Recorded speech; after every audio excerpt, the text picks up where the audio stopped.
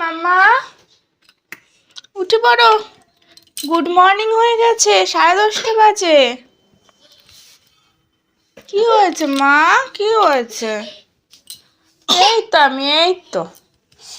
আমি কোথাও দাঁড়ি তোমাকে নেকে দিয়ে এই বাবালে বিয়ে বাড়ি থেকে ঠান্ডা লেগে গেছে। ও ও গুড মর্নিং মাম্মা। আশা করো। ও মা কি হয়েছে, কি হয়েছে, কি হয়েছে? মামি হ্যাঁ, ডগি কোথায়? ডগি ডগি ডগিকে ডাকো।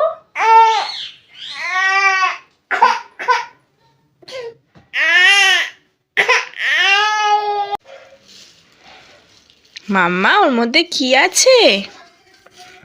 কালকে আমার মামা এসেছিল, তো এখানে 4টে 5 স্টার ছিল, 3টে আমি খেয়ে ফেলেছি, একটা অবশিষ্ট আছে। ওকে আমি প্যাকেটটা দিয়েছি, ঠিক বার করে। কি করবো মা, এটা ছিঁড়ে দেবো? কি করবো বলো তুমি, কি করবো?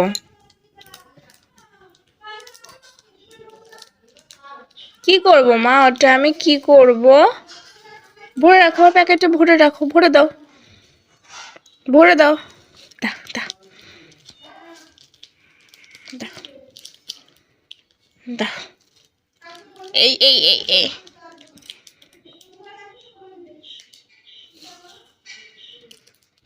কি মা, ওটা ক্যাডবারি?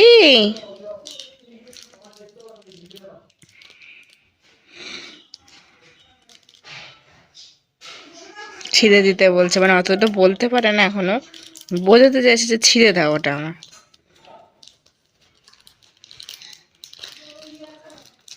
এই বুঝাবি বুঝাবি। আজকে একটু বেলা করে ঘুম থেকে উঠেছি, আজকে ওই 8টার সময় ঘুম থেকে উঠেছি।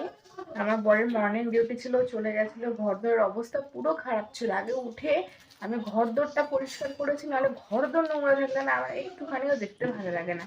শুধু এবার এই বিছানার মেয়ে ঘুম থেকে একটু আগে উঠেছে 10:30টার সময়, এই মশারিটা খুলবো, খুলে খাটটা পরিষ্কার করব, করে ওই ঘরের বেডশিটটা পাল্টাতে হবে, কারণ ক্যাডবেরি মাখিয়েছে পুরো কালকে।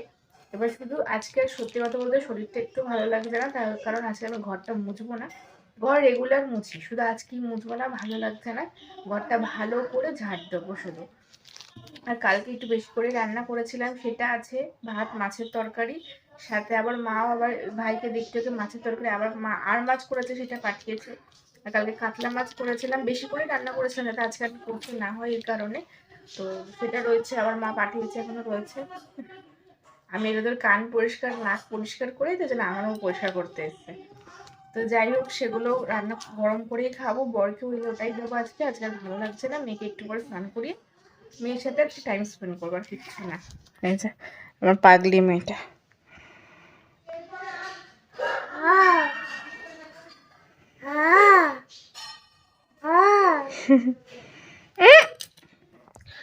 তোমরা একটা জিনিস দেখবা, কোথাও গেলে না ঘরদোর প্রচুর নোংরা হয়, প্রচুর। আর আমাদের ক্ষেত্রেও সেটাই হয়েছে। কালকে আমার মামি আমাকে সাজিয়ে দিয়ে গেছিল, কিন্তু তাও বাচ্চা কাচ্চা থাকলে তোমরা জানোই ঘরদোর কিরকম হয়। মানে এইখানে পুরো 4টে জিনিস পড়েছিল, সেগুলো আমি পুরো ক্লিন করেছি আগে, এই ঘুম থেকে ওঠার আগে।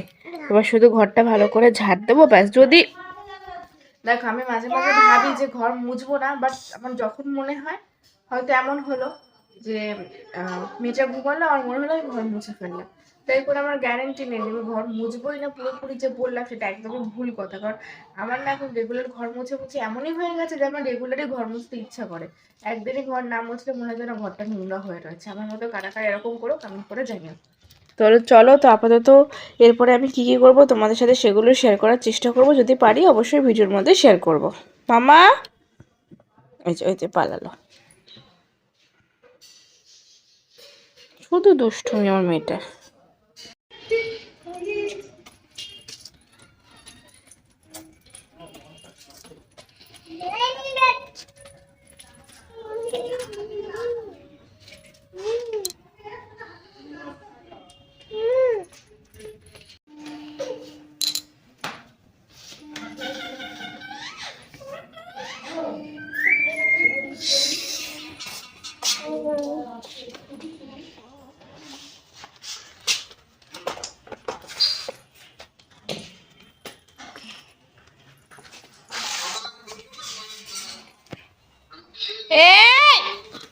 ই বাবা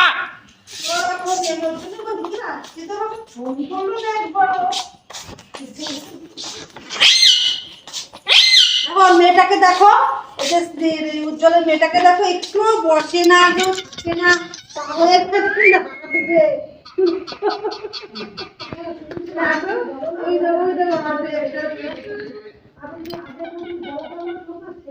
ওই দেখো দেখো দেখো দেখো টাকা, ওই দেখো আস্তে আস্তে পড়ে যায়। ওর মা চান ঠান করাই দিল, একটু মেয়ে থাকে না।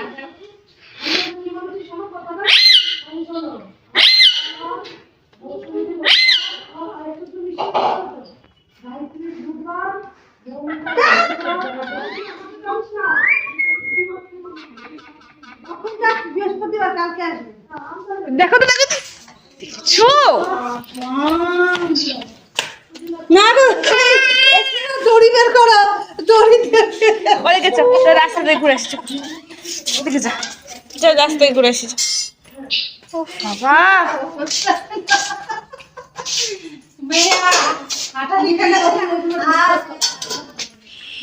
ডগি দেখে এসেছো ডগি দেখে এসেছো ছোট ডগি দেখে এসেছো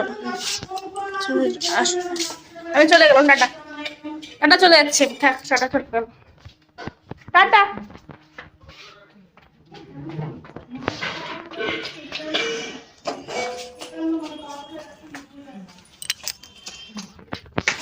ড্রেন ওখানে ড্রেন পড়ে যাবি সর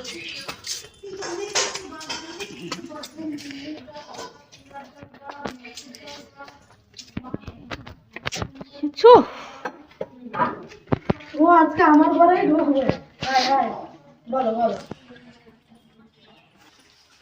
বল কে আছে কেউ জিজ্ঞাসা করো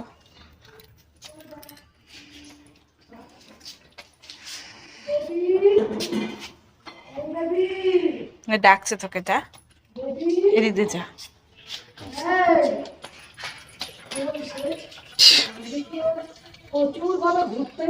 ওই দেখো পাঁচিলে তুই ঢুকবি কেন? হ্যাঁ কি রে?